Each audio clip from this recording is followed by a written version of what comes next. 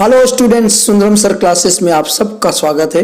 आज electrical machine second जो code EE 306 electrical branch के थर्ड ईयर के स्टूडेंट्स के लिए राजस्थान के पॉलिटेक्निक में जो फाइनल ईयर के एग्ज़ाम चल रहे हैं, तो आज दिनांक 7/10/2020 को इलेक्ट्रिकल मशीन सेकंड का पेपर हुआ है। उसका मैं आपको आंसर की दे रहा हूँ, लेकिन इसमें मैं आप सबसे एक बात कहना चाहता हूँ कि मैंने अपने कैरियर में 20 से 25 सालों के अनुभव के आधार पर मशीन में ये सारे आंसर्स मैंने सर्च किए हैं, फाइंड किए हैं और कई साथियों के साथ डिस्कस किए हैं। हमारा ऐसा मानना है, हमारी पूरी टीम का, कि ये सारे आंसर सही है। फिर भी कहीं आपको ऐसा लगे कि किसी आंसर में डाउट है तो आप पोलाइटली आप कमेंट्स कीजिए, हम उसका आंसर वेरीफाइड करके आपको 100% जवाब देंगे। और साथ साथ में मैं ये भी कहना चाहता हूँ कि इससे पहले इलेक्ट्रिकल के सारे 301 से 305 तक के मैंने सारे आंसर की आपको प्रोवाइड किए हैं। इसके साथ साथ में कुछ सब्जेक्ट्स इलेक्ट्रॉनिक्स, कुछ सब्जेक्ट मैकेनिकल और सिविल की भी प्रोवाइड की है और आगे भी करता रहूँगा।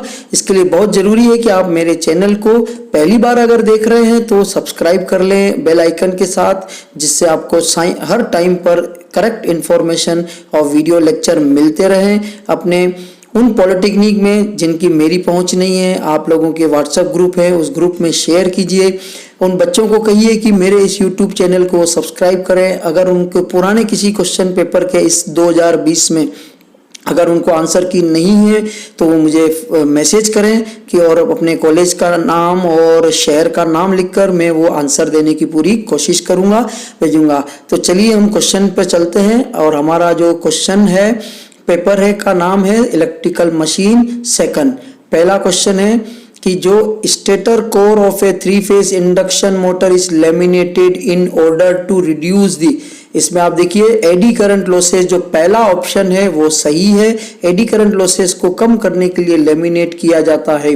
चलिए question number 2, in a squirrel cage induction motor, squirrel cage induction motor में जहां तक मैं समझ पाया हूं ऑप्शन ए करेक्ट है। Rotor conductors are short circuited through end rings, यानी ऑप्शन ए आपका सही है।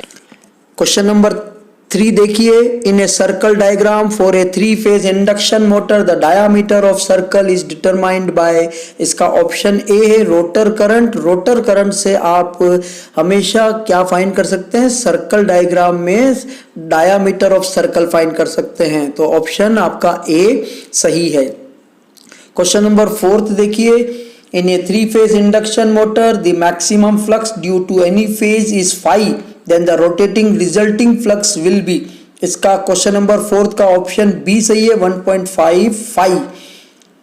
क्वेश्चन नंबर 5 देखिए, the direction of rotation of a three phase induction motor can be reversed by, किसी भी 3-फेज इंडक्शन मोटर की rotation को हम रिवर्स कर सकते हैं। Option A, interchanging any 2 phase from supply, supply के 3 वायर में से किसी 2 वायर को आपस में बदल दीजिए, तो हमारा ऑप्शन ए सही है क्वेश्चन नंबर 5 का। क्वेश्चन नंबर 6 देखिए, the formula of percentage slip in induction motor is, पहला को ऑप्शन देखिए A NS - NR upon, option C देखिए NS - NR upon NS into 100, ये ऑप्शन आपका सी सही रहेगा।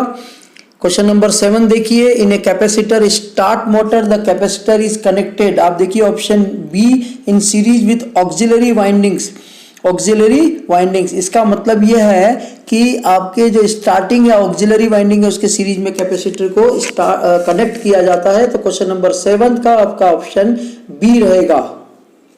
क्वेश्चन नंबर 8 देखिए, with the motor used in electric toy, इस इलेक्ट्रिक टॉय में आपका जो मोटर यूज होती है वो ऑप्शन का ऑप्शन डी रहेगा, shaded pole motor. So question number 8 का ऑप्शन रहेगा डी। चलिए क्वेश्चन नंबर 9 देखिए, question number 9, the starting capacitor of single phase motor is, इसमें ऑप्शन ए इलेक्ट्रोलाइटिक कैपेसिटर आपका होता है सिंगल फेज इंडक्शन मोटर में।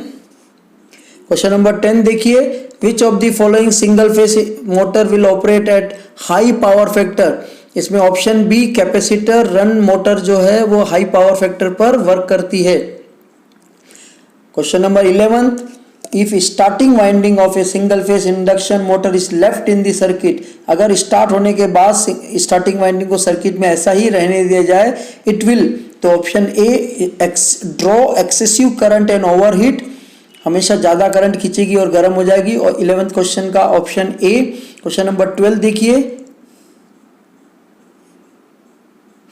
ए 4-pole 1200 RPM alternator will generate EMF at 120 F/P equal to NS के फॉर्मूले से solve करेंगे तो क्वेश्चन नंबर 12 का ऑप्शन बी आएगा।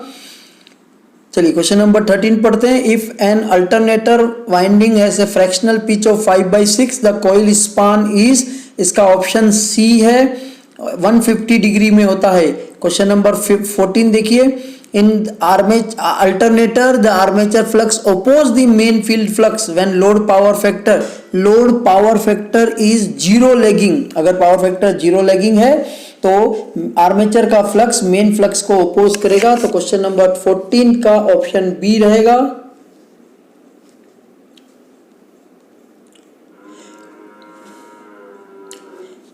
Question number 15, voltage regulation of an alternator में बी नेगेटिव व्हेन, ऑप्शन 15 का बी रहेगा, the load power factor is leading, 15 का बी।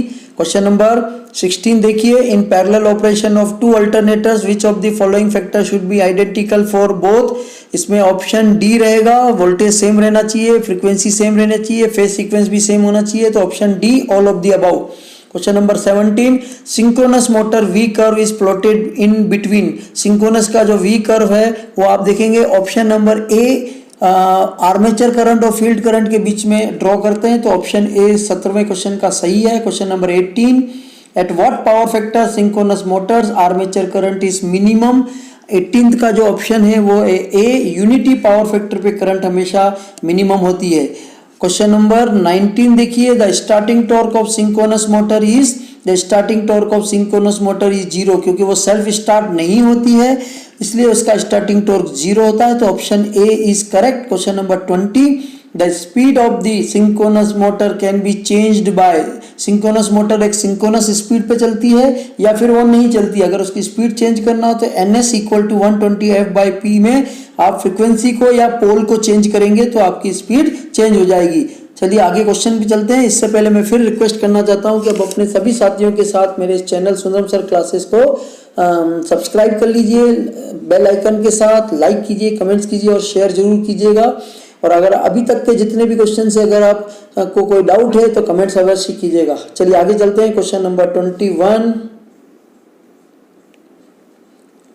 चलिए आगे चलते हैं। Question number 21, in synchronous motor angle of retard alpha depends on, आप देखिए सिंक्रोनस मोटर में जो लोड एंगल जिसको रिटार्ड एंगल भी कहते हैं वो हमेशा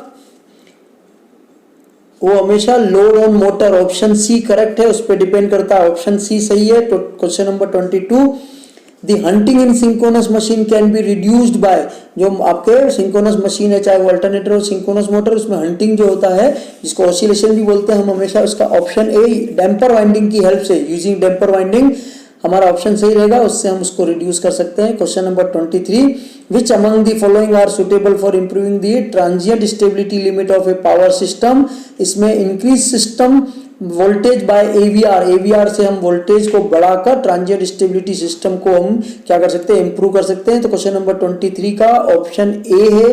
क्वेश्चन नंबर 24 का steady state power limit is, इसमें आप देखिए option number B EV/X sine delta, option B is correct. Question number 25, steady state stability of power system is improved by using double circuit line instead of single circuit line, option B question number 25 का सही रहेगा।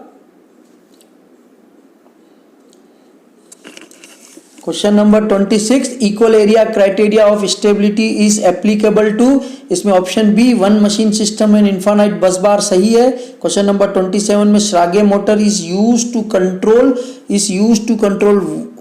Control, option B आपका speed and power factor control के लिए use किया जाता है Schrage motor को।